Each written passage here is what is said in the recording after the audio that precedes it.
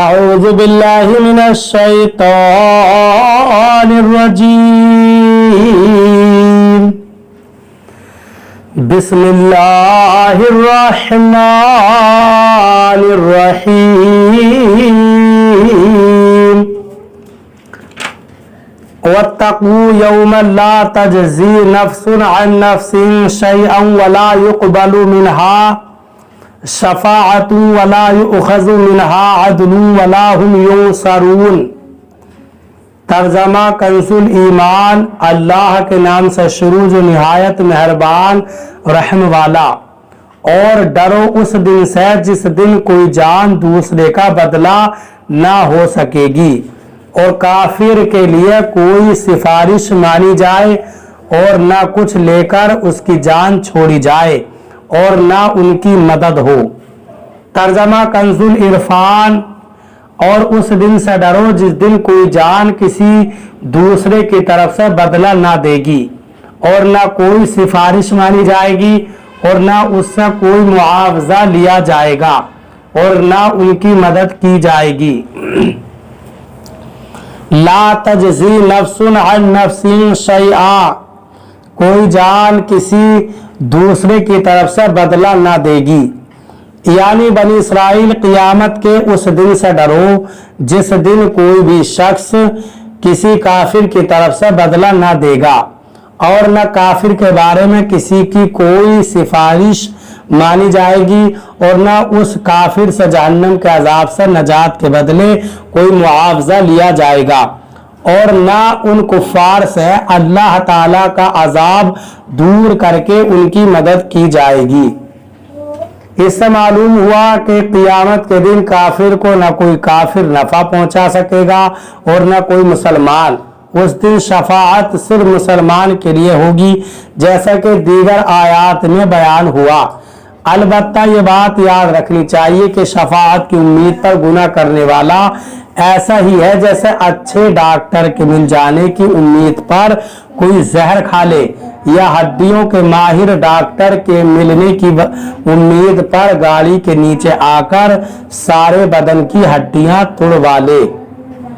وَإِذْ نَجَّيْنَاكُمْ مِنْ آلِ فِرْعَوْنَ يَسُومُونَكُمْ سُوءَ الْعَذَابِ يُذَبِّحُونَ أَبْنَاءَكُمْ وَيَسْتَحْيُونَ نِسَاءَكُمْ وَفِي ذَلِكُمْ بَلَاءٌ مِّن رَبِّكُمْ عَظِيمٌ۔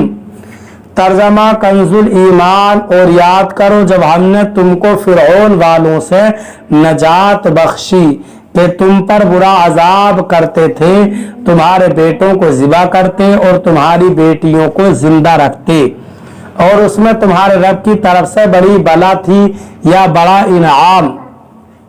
ترجمہ کنز العرفان، اور یاد کرو جب ہم نے تمہیں فرعون سے نجات دی جو تمہیں بہت بڑا عذاب دیتے تھے، تمہارے بیٹوں کو ذبح کرتے تھے اور تمہاری بیٹیوں کو زندہ چھوڑ دیتے، اور ان میں تمہارے رب کی طرف سے بڑی آزمائش تھی۔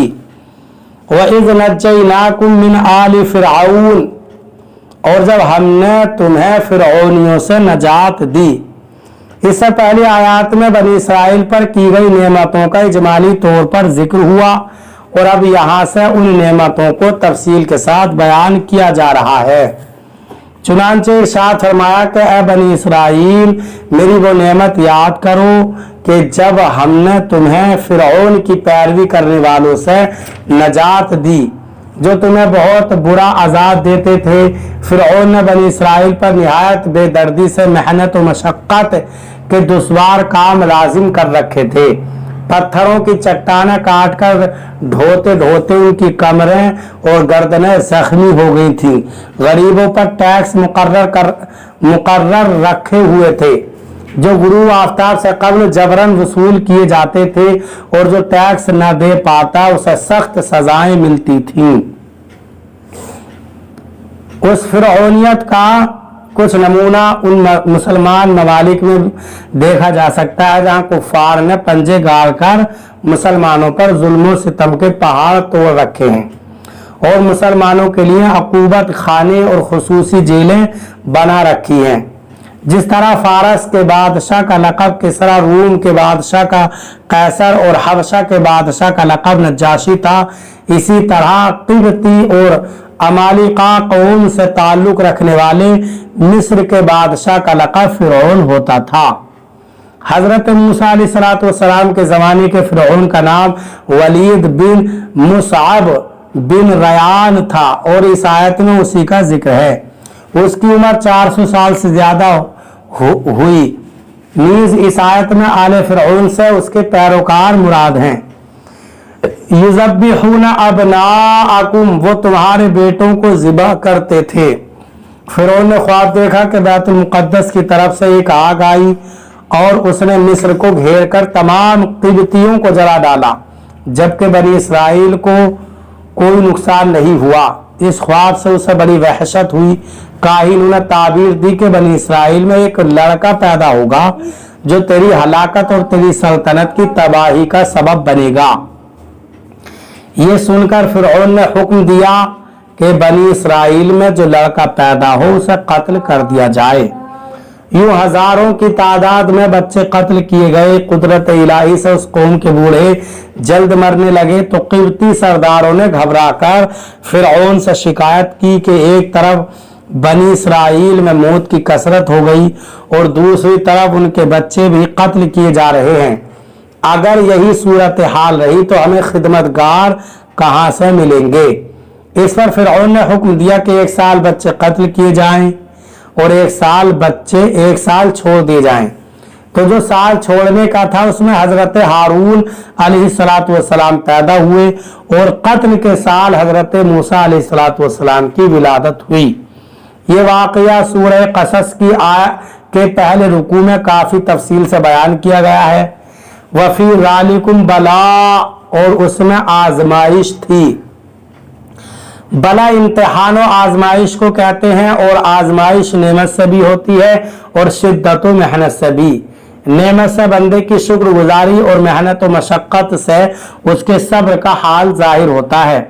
इस आयत में अगर ज़ालिकुम का इशारा फ़िरऔन के मज़ालिम की तरफ हो तो बला से मेहनत व मुसीबत मुराद होगी, और अगर उन मज़ालिम से नजात देने की तरफ इशारा हो तो बला से नेमत मुराद होगी।